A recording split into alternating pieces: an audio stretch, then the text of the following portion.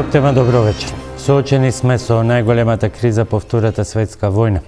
Ситуацијата е лоша и ќе биде уште полоша. Од домашни до светски аналитичари, политичари, медиуми. Ова е констатацијата што деновиве доминира по експлозијата на цените на енергенсите во светот, предизвикани од руската инвазија на Украина и санкциите на Западот кон Русија.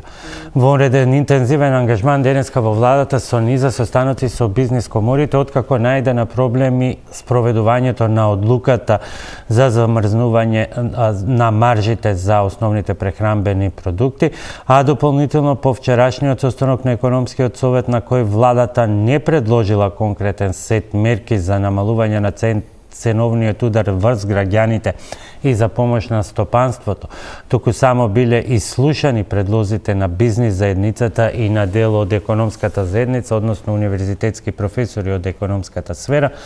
Владините економски ресори денеска анализираа и подготвуваат сет мерки кои официјално ќе биде обелоденет утре. А ситуацијата во македонската економија е од криза во криза. Само што живна од пандемиската, се соочи со кризата со енормните цени на струја есента кои се до сега, и сега го имаме енергетскиот удар. Како да му се помогне на стопанството и на граѓаните од ценовниот чок кој почнува да галопира, и тоа со голема брзина? Тоа е едно од клучните прашања за моите вечерашни гости. На тоа се професор доктор Орце Симов, подпредседател на Сојузот на стопанските комори на Македонија. Добро вечер и добре дојдовте. На линковска врска ја имаме Благица Петрески, извршен директор на Finance Think. Петрески, добро вечер и за вас. А во студиото се и господин Салим Хасани, подпредседател на Стопанската комора на Северозападна Македонија. Добро вечер и добре дојдовте за вас. И Дејан Бешлиев, председател на Македонско-руската стопанска комора.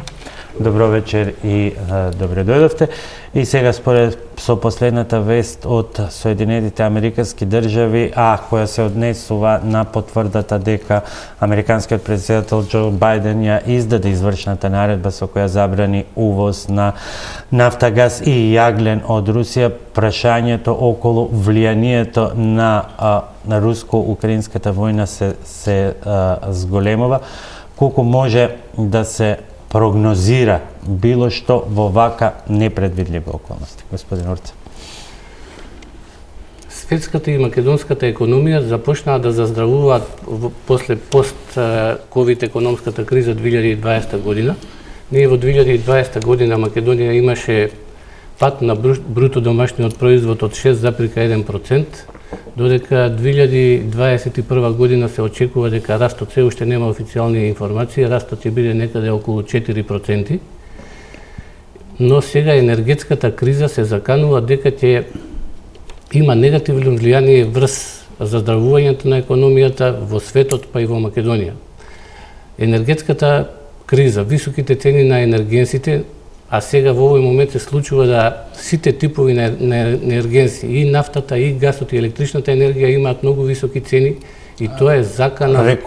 Рекорди, светски рекорди, и тоа е закана за заздравувањето на економијата, како во Македонија, така и во светот. Така што информацијата што ја добивме сега пред не повеќе од половина час, дека Америка забранува увоз на енергенси од Русија, уште повеќе може да ја усложни таа ситуација и да доведе до уште поголеми цени на енергенсите, а високите цени на енергенсите водат кон зголемување на невработеноста, кон намалување на бруто домашниот производ, кон зголемување на стапката на инфлација. Имаат негативни ефекти по повеќе основи врз економијата и растот на економијата. Господин Хасани, кои се проценките во вашата комора? Станува збор за крајно непредвидливи околности, ако максимумот денеска на барел нафта чинеше $140, што е највисоко од 2008 година, па потоа падна некаде на 125. Тешко кој би се осудил да процени колку би била можната цена утре, откако после оваа одлука на на Бајден, на која патен вечерва се очекуваат и конкретните мерки што ќе ги преземе Велика Британија, додека Европската унија е малку повоздржана и објави само намалување на процентот на газ. Па, ситуацијата е драматична во поглед на цените и тоа во сите области, затоа што се сите поврзани едно со друго. Кај нас ова ситуација со пандемијата, како што и сами рековте, друго е трансформацијата на стратегиите на енергијата, што комплетно се спремаше цел свет и цела Европа да се ориентира на зелени енергии. И друго ова сега последното што е никој не можел да го очекува во одеднаш да се дешават 3 многу негативни работи во однос на целата ситуација. Сегашните показатели, денешните се толку драматични и вознемирувачки за сите. Ние ги гледавме денешните информации од енергенсите, а како тоа директно се одразува во производство. Значи, одредени фабрики престануваат да произведуваат одредени производи, затоа што никој не може сега да предвиди што ќе биде и никој не може да даде понуда за некој производ, а поготово што сите производи се планирани, се договорени во некој временски период. Нема берза која што не бележи рекордни цени, вклучително тука е и цената на пченицата. И тој момент сега ние само може да го констатираме и да видиме како натака, дали овој импулс ќе трае и натака или ќе почне да се стабилизира, затоа што сега не може никакво предвидување да се направи врз еден моментален скок. Да се надеваме дека ова ќе почне да се стабилизира и да се прилагодуваат економиите на оваков начин на работење, да изнаоѓање на алтернативни варијанти за да се надополни тоа што ќе недостига, но нашите информации зборуваат дека тоа е во сите сегменти од економијата. Значи не е еден па да може со друго нешто да се надополни и сето тоа ќе има далекосежни последици по стандардот на народот, на нашите граѓани, на економиите и не може да прогнозираме сега во моментот ништо, може само да пратиме какви ќе бидат движењата. Сегашните ситуации од вчера зборуваме имавме состанок со фирмите што вршат дистрибуција на прехранбени производи и ова трговијата на мало, тоест маркетите. И сите тие се засегнати со одлуката за замрзнување на маржите, ќе анализираме посебно. И сето тоа, значи, и тамо кај нив е хаотично. Наеднаш се третираат као да нешто од кај нив произлегува. Фактички сите тие се стабилни фирми кои работат долго време на пазарот и наеднаш една одлука таква која што директно го загрозува и работењето на фирмите кои што имат по 500-600 вработени. И сега во моментот еве имаме една мерка со цел да се ублажи некој ценовен шок на прехранбените производи, но од друга страна имаме проблем со фирмите кои што работат во таа област и сега не се знае и дали тие брзи мерки воопшто нешто може да направат и поголема штета од кое што е корист. Да, ќе се менуваат утре, ќе ги анализираме посебно. Господине Бешлиев, надежите на бизнес секторот се востивнување на кризата.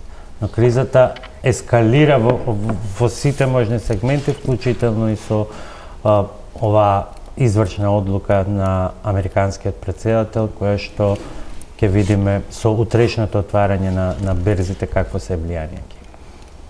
Секако самиот конфликт во старт донесе поместување на економските стандардни текови и сега од ден на ден на секоја санкција и контрасанкција која што се од руската страна се влошуваат состојбите во економијата.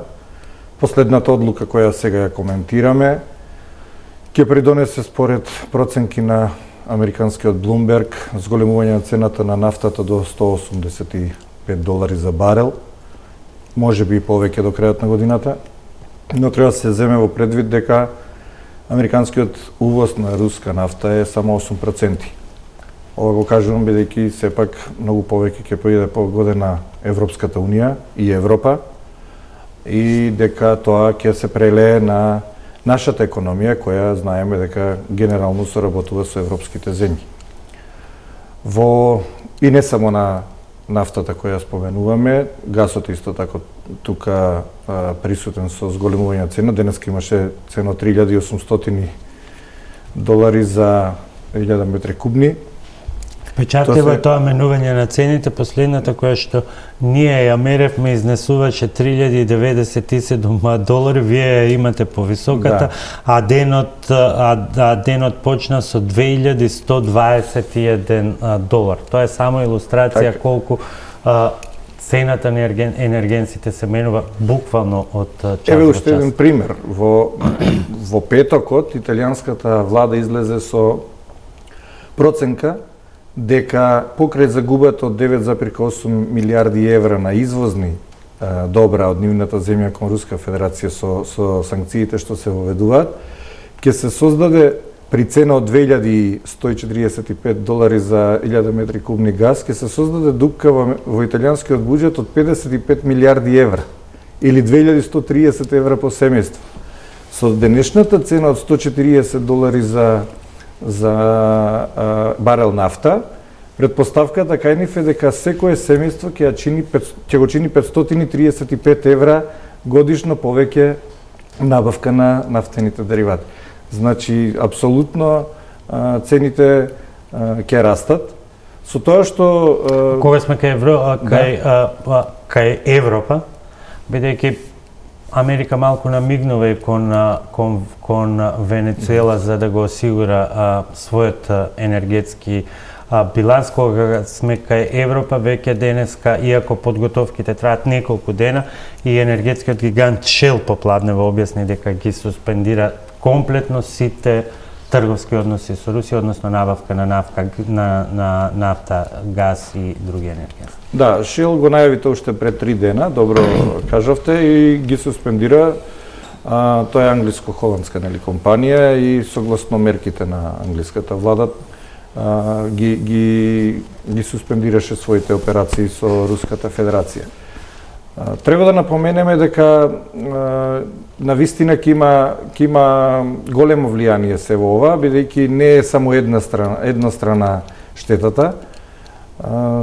Европската Унија увезува околу 46% газ во однос од Руската Федерација. Да кажеме, но е малку внимателна.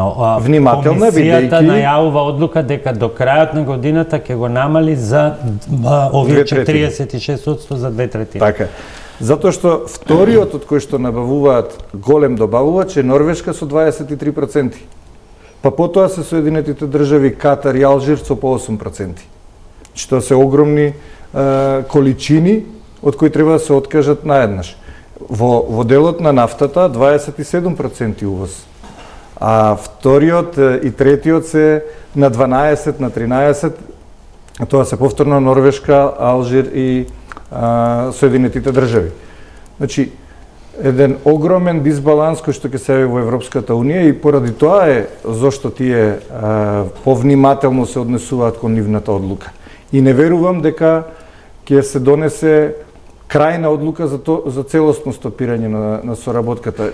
Имате земји од Европската Унија кои денеска најавија дека во ред ние се придружуваме до сите мерки, но ве молиме изземетене од виталните, а тоа се газ и нафта. Европа со сите механизми е толку спора во одлучувањето што ќе треба на вистина внимателност да се чекаат нејзините одлуки и да се види колку ќе може брзо да реагира. Да ја вклучиме овдека и Благица Петрески. Благица, ги слушнавме првичните реакции од бизнис секторот. Практично ништо веќе не е предвидливо и како може да се води економија во толку непредвидливи услови? Кои се сите можни ризици? Апсолутно се согласувам. Моменталната состојба со руско-украинската војна представува една глобална криза која што ќе има далекосежни последици не само на краток рок, туку и на подолг рок. Доколку земеме предвид како ние сме поврзани со Русија и со Украина, ефектите кои што ќе влијаат се преку два канали, директен канал и индиректен канал. Директните ефекти кои што би ги почувствувале се генерално мали. Зошто? Затоа што поврзаноста на Македонија во поглед на извоз и на увоз и со Русија и со Украина е релативно мала. Односно, истиот извоз и увоз има опаѓачки тренд, каде што во 2000 година учеството на извозот и увозот бил околу 7,1% во вкупниот извоз и увоз, а додека пак во 2019 година имаме само 1,8% учество на извоз и увоз кон Русија и Украина, и тоа е исклучиво концентрирано кон одредени производи, како што се, например, металите. Меѓутоа, ефектите кои што земјата ќе ги почувствува на индиректен начин се многу позначени и многу поголеми. Претходните соговорници веќе споменаа за влијанието кое што Русија ќе го има врз европската економија, главно преку поврзаноста со гасот. Европската економија е исклучително зависна од гасот на Русија, така што тоа ќе влијае врз вкупната цена на енергенсите и секако врз струјата која што веќе беше под изразени притисоци во изминатата година. Дополнително, Русија има значајно производство во делот на метали и во делот на житарици, така што очекуваме дека и на тие производи ќе има значаен притисок врз цените. Меѓутоа, многу позначајно е тоа што оваа криза доаѓа во ситуација кога економиите на глобално ниво, вклучително и нашата земја, беа после долгорочен период на ковид кризата, каде што економиите беа истоштени, беа во фаза на заздравување, каде што фискалниот капацитет е веќе истрошен и веќе можностите на економиите да се бранат од оваа криза се многу ограничени. Дополнително, оваа криза дополнително ќе ги наруши синџирите на добавување, кои што се уште трпат последици од пандемијата, каде што се уште дел од тие синџири не се заздравени и веќе оваа криза предизвикува дополнителни нарушувања, каде што забележуваме веќе дека во германската економија, например, има дел од компании кои што времено го затвараат своето производство токму заради овие синџири на добавување. Така што, земајќи ги предвид севкупните состојби кои што доаѓаат од оваа криза, неизвестностите кои постојат во економијата се на исклучително високо ниво и веќе оние проекции за раст од 4% во 2022 година се веќе нереалистични и веројатно реализацијата ќе биде многу под ова ниво. Петрески, она што првично беше преземено уште минатата недела, но со оглед на сето она што се случува денеска со разговорите меѓу со коморите, реакциите на дистрибутерите и производителите се покажа во старт како нефункционално, а тоа беше обидот на владата да го спречи ценовниот шок на основните прехранбени продукти со ограничување на маржите. Има најави дека ова утре ќе се менува, бидејќи барањата се од коморите се наместо намалување да има напротив зголемување до 20% и освен тоа и сведување на сега пошироката листа на само 10 артикли. Како тоа ќе влие и дали овој владин потек, иако се најавуваат и некои други, беше и е доволен во овој момент? Во поглед на дизајнот на мерките, сметам дека треба да бидеме исклучително внимателни, заради два аспекти. Прво, треба да бидеме свесни дека ова глобална криза ќе не погоди сите и товарот треба да биде споделен од сите. Ние веќе не можеме да очекуваме дека секоја една криза и секоја една неповолна ситуација треба да биде плаќана исклучиво од централниот буџет. Зошто? Затоа што веќе таквиот простор не постои. И дополнително мора да водиме сметка за таргетирањето кое што го имаме со овие мерки или оние мерки кои што ќе престојат, односно таргетирањето мора да ги заштити само оние кои што се најранливи во кризата и оние кои што се најпогодени или најесенцијални. Благодарам. Ќе се навратиме повторно со вас на анализа на одредени аспекти. Господине Хасанис, го споменавте негодувањето на маркетите, дистрибутерите, во известна мерка и производителите, но она што е збунувачки сепак зголемување до 20%. Зошто? И намалување на листата.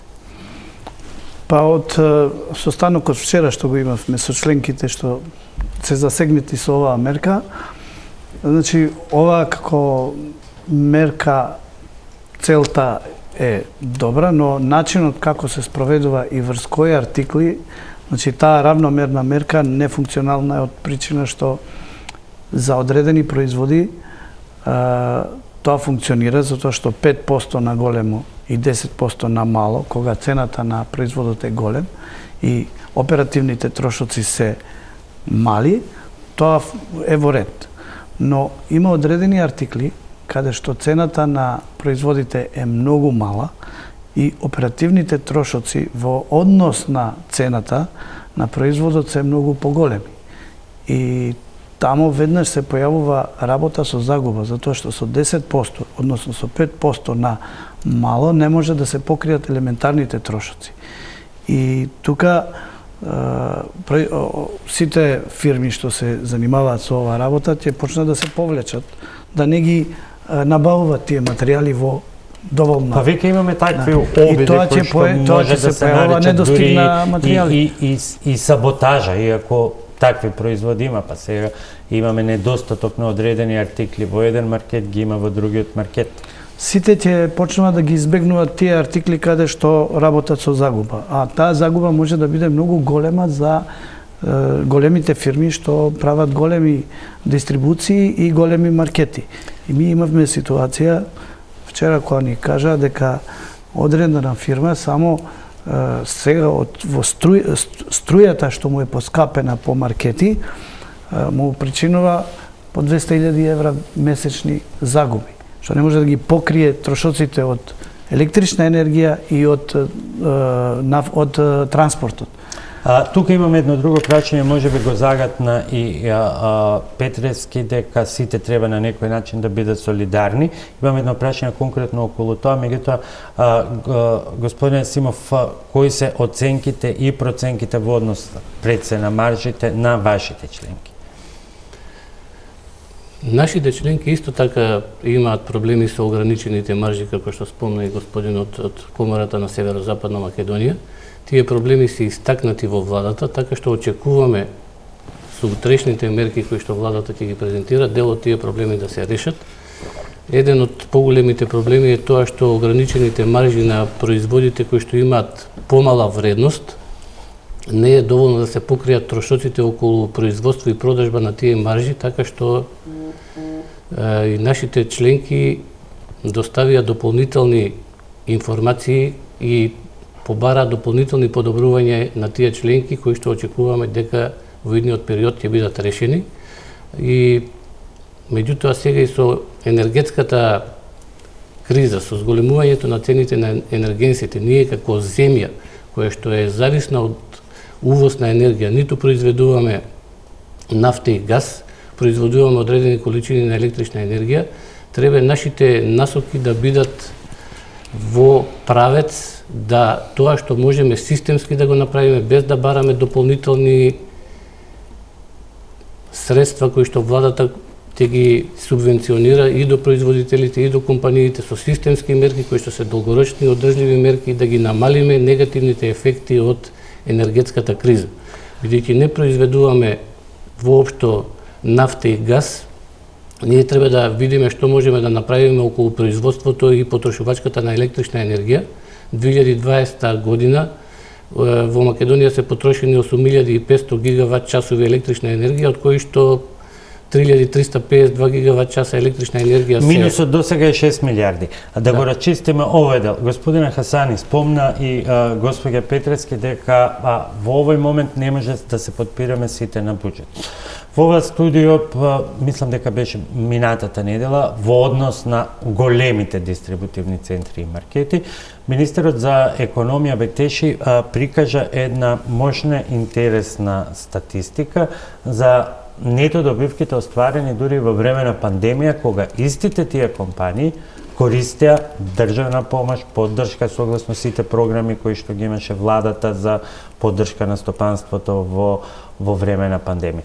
Од друга страна, кај нив постојат и тие одредени квоти од одредена сума од прилика, да не споменуваме сега, за влез на секој артикал. Каде е таа солидарност за која што говори Петрески, или на некој начин можеби себичност и гледање само на сопствените интереси на одредени компании? Па ние тоа баш и го дискутиравме вчера, затоа што нормално тоа делова дека тие компании оперираат со големи добивки и наводно имат и резерви. Тоа се официјални податоци.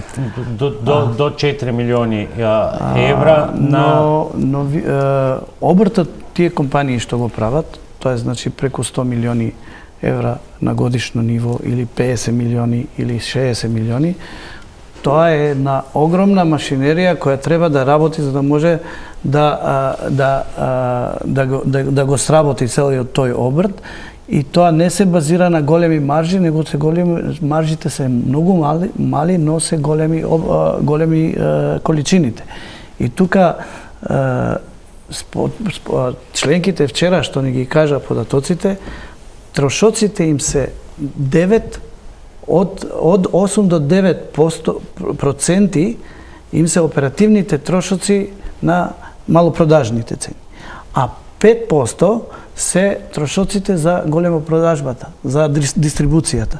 Значи, они не оперираат со големи маржи, ама имат голем обсег и затоа се јавуваат големи добивки. И факт е дека сите се спремни да ја споделат оваа ситуација, да се солидаризират со ситуацијата, но не со такви големи удари кои може да нанесат штета на бизнисот каде што стотици вработени, илјадници вработени тамо работат.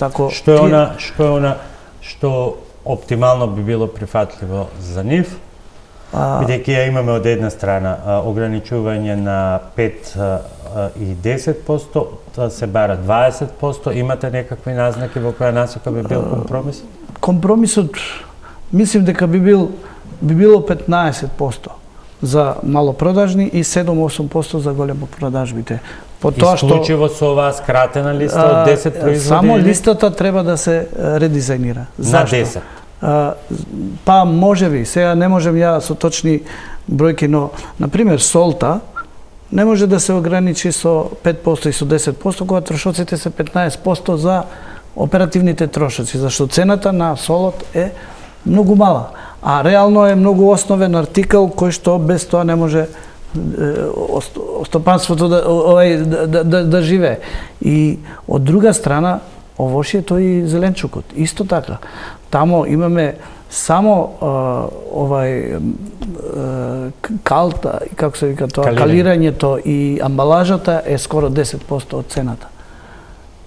Но има и договори со поврат на калирана роба, но веројатно тоа е посебна тема. Но по тоа што го кажаат членките, значи 10% никако не се исплати. Има и тамо некои артикли, некои овошја кои што се базични и со ниски цени, и тамо веќе истиот проблем се јавува како што е со солта. Значи не можеш истата мерка да ја примениш кај секој од овие артикли. Значи мора специфична мерка за специфичен артикл и тогаш може порамномерно да се сподели, оти сите се спремни, значи да учествуваат, да се солидаризираат со ситуацијата, ама да можат да функционираат. Ако им се нарушува функционалноста, значи они нема да оперираат месец, 2, 3, како ќе се издајат, ќе почнат да се повлечат, да затварат маркети, да затварат дуќани, тогаш веќе уште поголем проблем и ќе имаме недостиг на Петрески, како до баланс?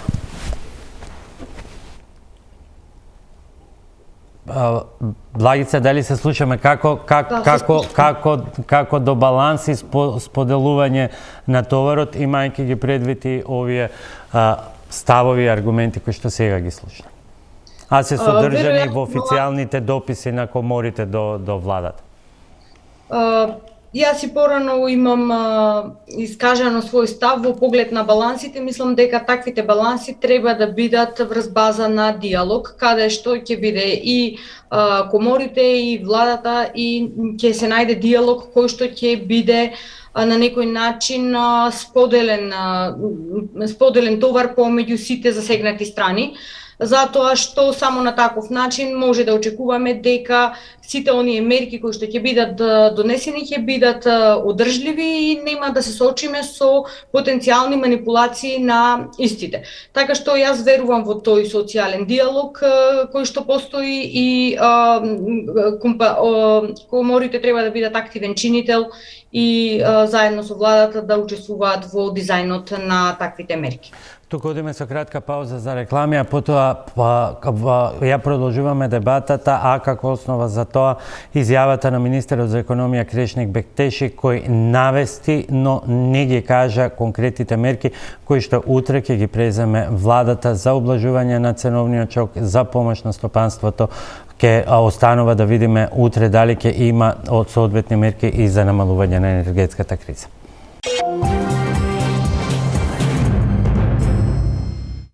Назад ме во студиото, продолжуваме со она што го навести владата како можни мерки кои што утре ќе ги објави, како што е најавено премиерот Ковачевски. Да слушнеме што денеска изјави министерот за економија Крешник Бектеши.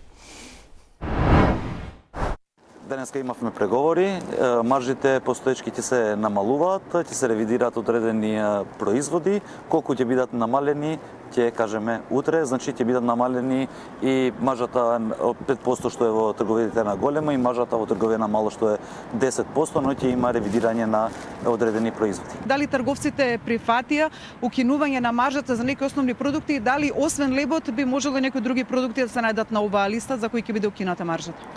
Во однос на состанокот, точно е дека сме имале состанок заедно со министерот за финансии, а во слободно министерство за економија со сите трговци и на големо и на мало, значи со најголемите ланци на супермаркети во државата кои граѓаните ги знаат и разговаравме за листата на продукти кои веќе се во одлуката и утре преку пресконференција која ќе одржи претседателот на владата ќе обзаниме тоа што е договорено. Ќе има трговски мерки, ќе има и фискални мерки. Дали горивото ќе биде опфатено тука акцизите? Значи, барем нешто да не откриет. Граѓаните знаат значи што е во енергетскиот сектор, што е во прехранбениот сектор, во која гранка на индустријата. Јас можам само да ви кажам дека кај сите индустрии кои се најпогодени ќе има мерки кои се подготвени од страна на Министерството за финансии како лидер во овој дел на подготвување на мерки, сега дека се вклучени и другите институции, како што ние сме вклучени во делот на трговските мерки што треба да ги донесеме. Може да ни кажете дека лебот ќе биде без маржа, поточно дека ќе биде замрзнат на таа цена која има сега? Во делот на цената на лебот, значи имаме информација од страна на големите трговци, а посебно од страна на големите ланци на супермаркети, дека ќе има намалување на маржата која сега е наведена, утре ќе кажеме точно колку ќе биде тоа. Од денеска горивата се продаваат по значително повисоки цени. Регулаторна најави дека е можно менување на цената на горивата и на дневно ниво. Дали владата за да се ублажи, тоа ја поведува и спиралата на инфлација, горивото, дали владата за да го ублажи овој ценовен шок планира намалување или евентуално откажување од акцизата на горивата? Во моментот можам да кажам дека ќе има мерки кои ќе придонесат во сите сектори, вклучувајќи го и енергетскиот сектор. Сет на трговски и фискални мерки кои што ги тангираат сите индустрии, сите сектори, вклучително и енергетскиот сектор. За сето тоа ќе има мерки, но ќе бидат соопштени утре. Во меѓувреме, она што неофицијално се дознава дека во однос на енергетскиот сектор се разработени 3 сценарија и тоа сценарио за пред се околу намалувањето на висината на акцизата на горивата и тоа за намалување од 10, 20 или 30% со оглед на последните разближувања и одлуката на американскиот претседател Бајден. Најверојатното сценарио кое што владата би го прифатила според неофицијалните информации на Телма е дека би можело да биде, повторувам, ова се неофицијални информации за кои што вечерва се дискутира на влада, дека акцизите ќе се намалат за 30%. И втората крупна мерка која што не исто така неофицијално дознаваме е намалување на ДДВ-то, данокот на додадена вредност. Најверојатно данок на додадена вредност нема да има, односно ќе биде 0 за храна, струја, па и парно грење, при што конкретната листа за производи за кои што нема да има ДДВ, таа листа ќе се држи во рамките на основните прехранбени производи како што се леб, брашно, јајца, зејтин и слично. Исто така и оваа листа се очекува да биде дефинирана до прва и да биде соопштена утре. Петрески, еве да почнеме со вас. Вообичаено на Finance Think му одат добро математиките. Сега не знам колку ќе можете на брзина. Првото прашање е 3 сценарија за можно намалување на акцизи 10, 20 и 30%. Еве да одиме со она од 30%. Што тоа би значило, имајќи предвид дека акцизата е фиксна, односно изнесува 22 денари за бензините и 15,4 денари за нафтата? Благодарам, Боби. Значи, овие мерки кои што сега ги споменавте, сметам дека се мерки кои што може би се и очекувани, затоа што арсеналот на мерки кои може да се преземат во услови на кризи се исклучително ограничени, особено од ваков тип на кризи. Меѓутоа, вака како што се дизајнирани, тоа директно би се одразило врз буџетот. Затоа што во моментот приходите, буџетираните приходи од акциза изнесуваат 28,8 милиони 28,8 милиарди денари. Тоа значи дека најмалку половина од овој износ отпаѓа на акцизи кои што се на енергенси, масла и таквиот ранг на производи. И сега тоа значи дека 14 милиарди денари во вкупниот буџет доаѓаат само по основ на акцизи на овие производи. Доколку знаеме дека износот е фиксен, односно се додава на увезената цена која што ја имаме на овие производи, тоа значи дека буџетот нас под претпоставка дека ќе има 30% намалување на фиксниот износ на акцизата на овие производи, тоа значи дека нас буџетот ќе ни биде помалку приходи за околу 4 милиарди денари, односно околу 70 милиони евра, ќе имаме помалку приходи од планираните само по основ на помали приходи на акциза, не земајќи ги предвид помалите приходи на ДДВ и помалите приходи по основ на другите ослободувања. И во поглед на крајните плаќачи кои што се на овие даноци, тоа значи дека ќе имаат можност да плаќаат пониски цени. Меѓутоа, тука еден од клучните проблеми на вака дизајнирани мерки е тоа што истите се дизајнирани да бидат линеарни, односно подеднаква субвенција се добива на сите корисници на нафта, и оние кои што можат да платат, и оние кои не се толку засегнати, и оние кои се исклучително засегнати. Јас и претходно напоменав дека мерки кои што имаат широк диапазон и не се доволно таргетирани во овој момент не се препорачливи, затоа што моменталната ситуација на буџетот не ни овозможува таков простор за линеарни мерки. Оценка и доколку можете и за втората мерка, доколку биде прифатена и соопштена утре, а се најавува неофицијално, укинување на ДДВ, за ова ќе требаат секако и законски измени, односно, еве, 0 ДДВ за храна, струја и парно. Јас сметам дека тоа е истата линија на мерки каде што имаме линеарност, па например еве за струја да земеме предвид. Например, ослободувањето на ДДВ ме засегнува и мене, кое што можеби во моментот можам да си ја платам сметката заедно со ДДВ, меѓутоа ги засегнува и оние граѓани кои што чии примања се значајно пониски, каде што тој трошок за струја е значаен издаток од нивниот износ. Така што треба да водиме сметка и од аспект на потрошувачи. Еден од фактите и податоците каде што треба и дополнително да го провериме е дека 20% од вкупната потрошувачка на електрична енергија ја потрошуваат 1% од домаќинствата. На таков начин ние имаме енормно големи потрошувачи на електрична енергија каде што ги субвенционираме и преку данокот на додадена вредност со тоа што го симнуваме на нула. Исто така и имаме моментална субвенција каде што електричната енергија е субвенционирана преку централен буџет. Ние мора да водиме сметка за сите реперкусии кои што доаѓаат од ваквите линеарни мерки и во иднина да бидеме значајно потаргетирани. Односно да ги заштитиме оние кои што се најранливи и оние кои што навистина не можат да се дозволат да ги платат крајните сметки.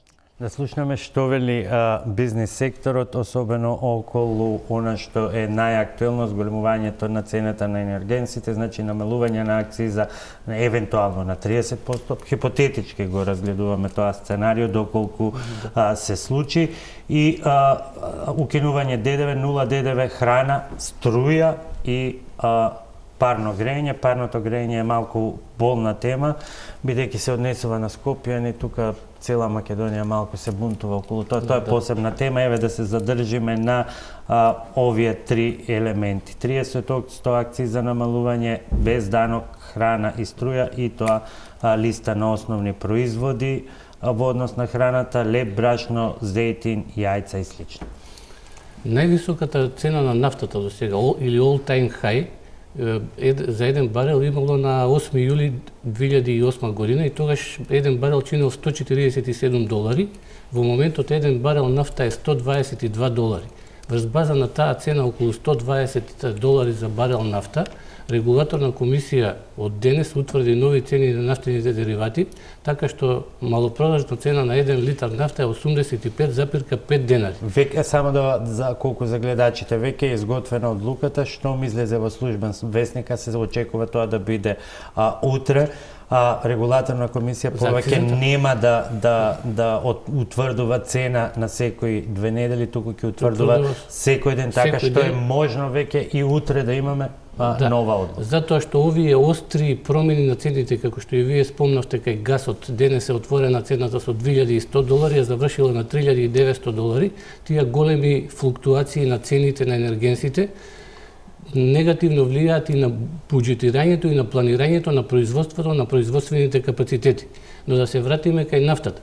Највисоката цена на нафтата во јули 2008 година била $147, што е некаде отприлика 20% повеќе од сегашната цена на нафтата, а тогаш регулаторна комисија утврдила малопродажна цена на 1 литар нафта 76,5 денари, а сега со 20% пониска цена на барел сурова нафта имаме околу 15% повисока цена на нафтените деривати, 85,5. Ма сега тука има и она игра со ДДВ-то. Сега ДДВ-то е веќе 5%, на тоа доаѓа и ова намалување на акцизите, а не исто 5% ДДВ да плаќате на 70 или на 100 денари, колку ќе биде? Во меѓувреме од 2008 до сега се зголемени акцизите. ДДВ-то остана 18%, и 2008 година беше 18% и сега е 18% за нафтата, значи во овие последни 14 години имаме значително зголемување на акцизата, и сега доколку акцизата владата може најмалку да ја намали за 30%, ако не и повеќе. Ако ја намали акцизата за 30%, од 15 денари е акцизата на нафтата, тоа би биле 4,5 денари намалување. Ние ќе дојдеме би дошле на 15 денари, а кај бензинот би дошле Со намалувањето на 16, да. од 20 на 15 денари, тоа се 15,4 денари е сега, доколку биде 30%, во моментот би е било 15, 10. тоа го кажав, 15,4, ако го намалиме за 30%, тоа се 4,5 денари, ќе дојде на 11 денари. Акцизата, значи намалувањето е само 4 денари и цената на малопродажната цена на литар нафта од 85,5 ќе се намали на 4,5 денари, тоа е 81 денар. Пак е речиси 8% повисока од тоа што било 2008 година, иако тогаш цената на суровата нафта била 20% повисока од колку што е сега. Но во формулата влегува и цена и берзанската цена која што скока. Господине Хасани, немаме официјална потврда, но назнаките се дека дел од сетот мерки може да се да се движи во оваа насока, што тоа би значило за стопанство? Па, мислиме дека тоа е во потребен правец.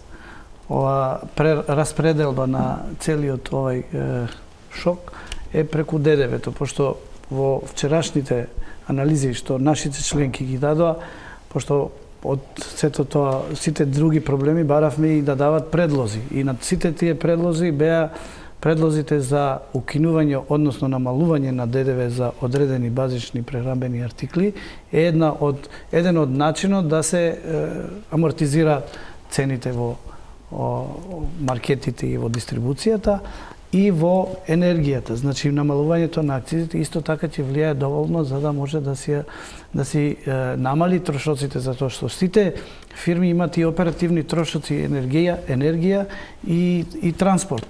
И сето тоа ќе се распредели на сите чинители тамо трошоците и нема да има проблеми по фирмите. Тоа е значи добра мерка, може би да се дизајнира адекватно со договор директно за конкретните ситуации, затоа што немаме таква обсежна анализа за... Да, во секој случај мерките ќе ги видиме утре. Господине Бешлиев, министерот најави мерки за сите засегнати сектори, кај сите индустрии велики има мерки и трговски и фискални мерки. Се почна од овие несогласувања околу маржите. Колку и ова, иако е сегмент што го навестив, намалување на акции за 0 ДДВ за храна, струја и парно, колку овие мерки се генерално во овој момент само социјален пакет и колку е неопходен и друг пакет кој што директно ќе ја помогне економијата, иако намалувањето на акцизата, 0 ДДВ за струја, сепак има ефекти за стопанството во однос на импутот на енергија, известно намалување на трошоците. Да. Во самото прашање, во самата најава велите како ова ќе се одрази на граѓаните. Дефинитивно сметам дека владата со креирање во нови мерки пред се го става од аспект, ги креирала од аспект на социјалниот момент. Значи, не само она што трговците и дистрибутерите го гледаат како свој проблем, туку пред се е насочено кон социјалниот момент на граѓаните. И кога пред малку зборувавме околу делот на каде е тој диалог да се направи рамнотежа, сметам дека со овие мерки најнапред се мисли на граѓаните во целост и сметам дека вториот чекор ќе треба да биде во однос на соработката со компаниите да може да се прераспредели тој, како го велиме, заеднички товар кој што сега ја притисна економијата, да не заборавиме, од една страна имаме притисок од владата со воведување на минимална плата, значи имаме зголемување на трошоците, а од друга страна имаме креирање на ограничување на маржи, така да овие мерки предпоставувам дека се чекор кон спојување. Тука е и новата методологија за пензиите и така натаму, субвенционирање на сите сегменти. Токму затоа велам дека можеби од ова ќе почне тоа доближување на ставовите и прераспределба да сите учествуваат со свој придонес кон надминување на оваа кризна состојба. Петрески, Која е вашата оценка, колку е ова на прв поглед, вака безцелосна слика на се што утре ќе биде соопштено како насока која покажува дека е ова пред се извесен социјален пакет и конечно што е пожелно и стратешки подобро во овој момент да се продолжи како со ова таргетирање на социјалниот момент или сите ресурси да се вложат во одржување какво такво на развојните потенцијали на економијата. Така, во овој момент на криза просторот за делување е исклучително ограничен, како од аспект на диапазонот на мерки, така и од аспект на фискалниот простор. Овие мерки, да, ќе влијаат на облажување на последиците и кон граѓаните и кон бизнис секторот, апсолутно. Меѓутоа, ние мора да водиме сметка за мерки кои што ќе бидат, ќе креираат поголема одржливост. Каде јас ги гледам потенцијалите за на некој кратко среден рок да делуваме, тоа се потенцијалите во производство на домашна храна и потенцијалите за производство на домашна електрична енергија. Во делот на производство на храна ние секоја година од буџетот издвојуваме 110 милиони евра, која што представува најголема ставка за субвенции во делот на земјоделие. Меѓутоа, од изминатите години свесни сме дека овој тип на субвенции биле повеќе користени како социјален пакет и недоволно некогаш поврзани со крајните аутпути кои што треба да ги даде тоа производство. Од тука сметам дека сега е право време, затоа што Македонија има потенцијал за производство на храна. Овие мерки кои што веќе постојат да се насочат во права насока што да се произведува, онаму каде што идентификуваме дека ќе имаме недостиг на производи и да го зголемиме домашното производство и на таков начин ќе ја зголемиме и ефективноста на тие субвенции кои што државата веќе ги исплатува. Вториот аспект е производство на домашна електрична енергија од сопствено производство за мали потрошувачи, од обновливи извори, каде што веќе наместо да имаме директни субвенции на цената на електричната енергија за домаќинствата, ние треба да ги стимулираме да инвестираат во форми на фотоволтаици, каде што во голема мера ќе може домашната потрошувачка за електрична енергија да ја произведат од сопствени... Извинете, не ве слушам. Сето тоа стратешки е во ред. Меѓутоа, одлуката на Бајден, меѓу другото, е и забрана за увоз на јаглен, што ќе предизвика поскапување и на цената на јагленот. За да се надмине енергетската криза во Македонија, ние знаеме дека ги активиравме сите капацитети на јаглен, но не знаеме на вистина колку јаглен имаме. Минусот досега во однос на цената на струјата во буџетот е 6 милијарди. Кога зборувам за зголемување на домашното производство, пред се мислам на зголемување на домашното производство од обновливи извори, каде што ќе се стимулира инвестицијата на сопствено производство на домаќинства. Може би ќе се дадат поволни грантови, ќе се дадат поволни кредити за домаќинствата да може да ги инсталираат тие фотоволтаици и секако паралелно со тоа ќе се олабави регулативата каде што ќе се овозможи инсталирање на поголеми капацитети на домаќинствата и вториот аспект е инвестиции на државата во паркови како што се ветерници, големи централи на обновливи извори од сонце и така натам. Благица Петрески, јас ви благодарам за учеството во вечерашната топ тема. Одиме со уште една кратка пауза за реклами, а потоа се враќаме со оценка на мерките и она што се барања, ако ги има, а веројатно ги има, и за директна помош кон стопанството.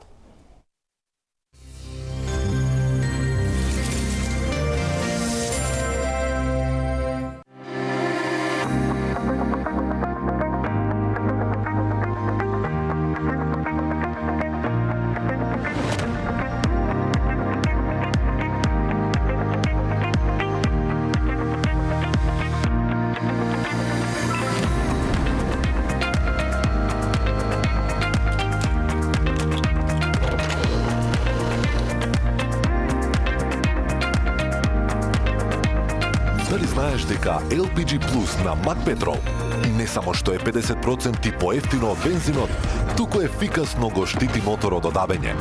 Плюс активно го прочистува од несаканите наслаги. И не само што го продолжува животот на моторот, туку ги задржува неговите перформанси и моќност. LPG е едно од најчистите и најеколошките горива на светот. Затоа, биди паметен, префрли се на Автоплин.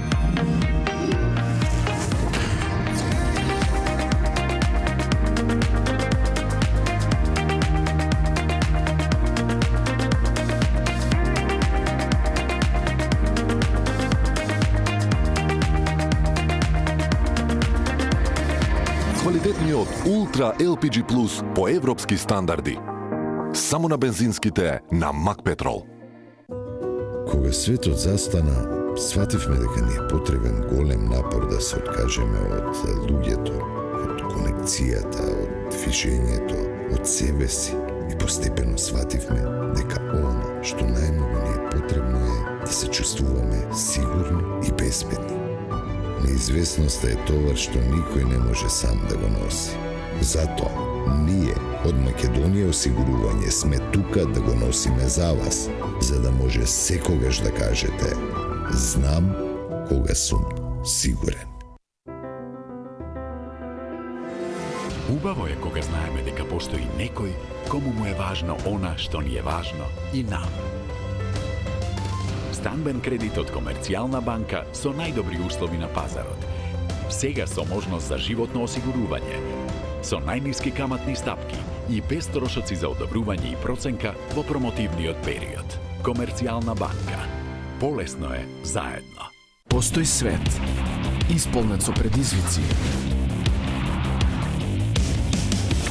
во кој вкусот на победата е толку силен, што станува реалност, како и освежителниот вкус на Coca-Cola Zero. Одбери од 5G реди тарифите A1 Nova и доби неограничен интернет и нов Xiaomi 5G смартфон за само 99 денари месечно. A1. Секој твој свет. Stefane, si dobro? Nešto si mi uledeo. Tata, moramo da pričamo. On tog manijaka zna. Da li su ovi maskirani rekli nešto Stojkoviću? Ko te napao? Pazi ti šta pričaš, Beograđanin.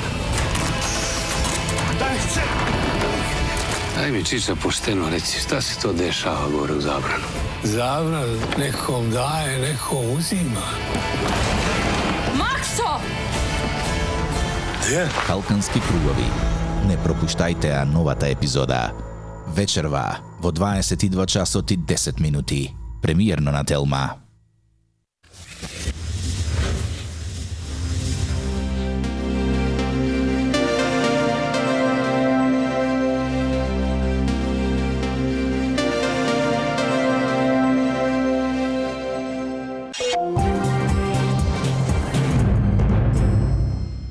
Назад сме во студиото, господин Хасани, овој круг сакам да го почнам со вас. Колку е ова, што хипотетички, утре ќе видиме што се ќе предложи владата, колку е ова доволно, колку бизнисот очекува на дополнителна поддршка, да се вратам на почетната најава.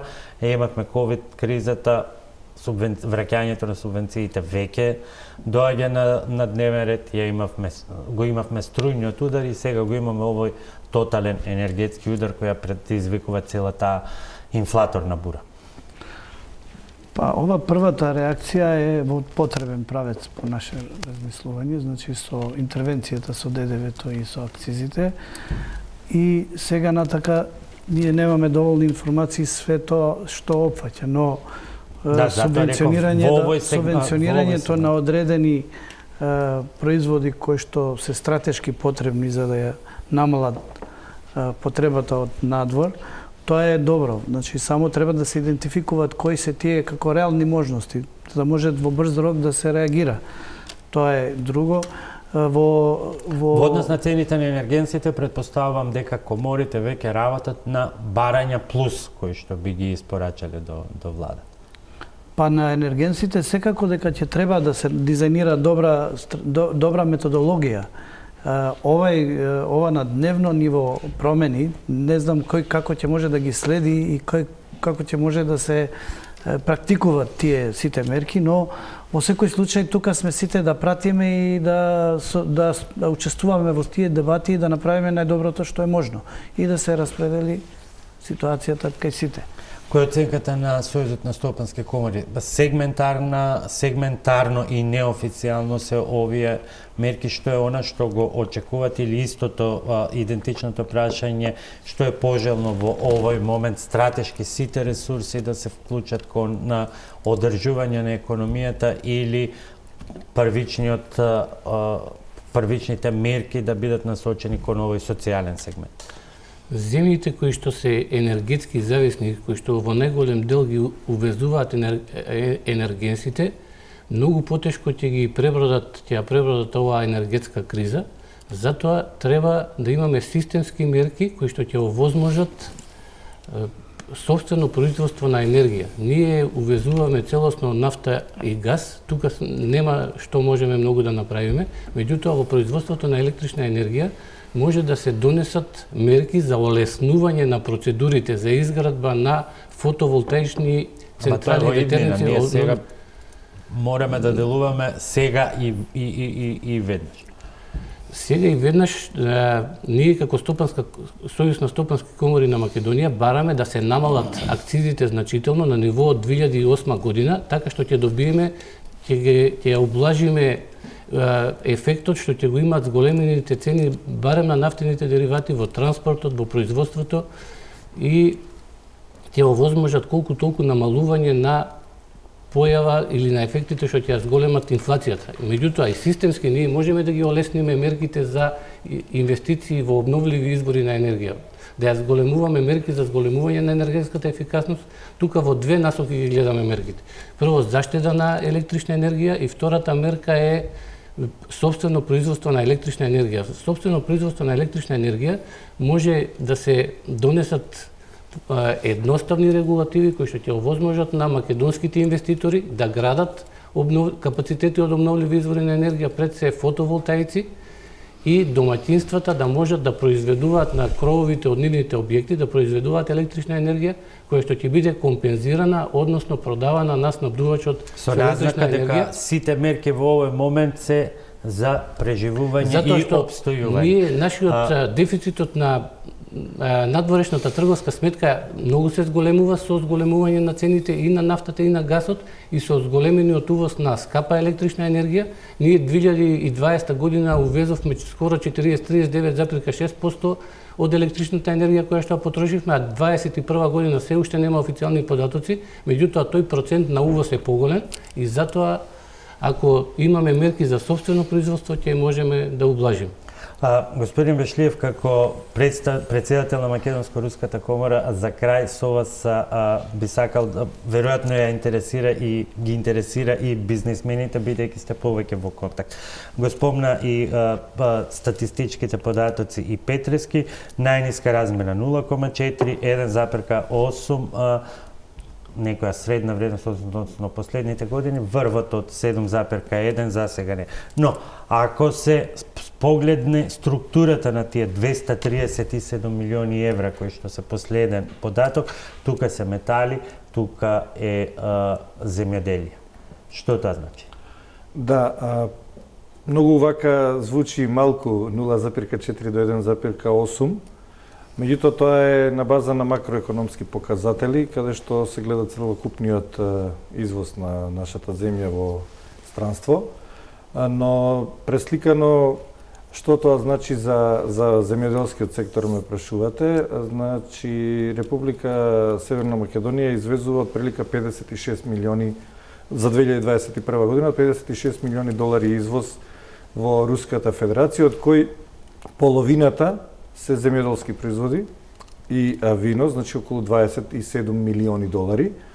Во делот на структурата покрај извозот на земјоделски производи, вино, влегуваат и прехранбени, тоест производи од преработувачката индустрија и секако фармацевските производи и дел од автомобилската индустрија. Клучното прашање е што сега, бидејќи во моментот коридори за сега за транспорт има, меѓутоа знаеме дека Македонија е ставена на црната листа, Свифтот е тргнат од Русија, Мастеркард, Виза, PayPal ги укина плаќањата. Ја имаме и наредбата на Путин која што се однесува на Македонија дека сите плаќања може да се вршат но исклучиво во рубли. Што ќе значи тоа за вашите колеги и сите останали? Прво што сега навистина е неблагодарно да се каже, бидејќи се уште немаме добиено контрасанкции на нашата мерка за спроведување на санкции.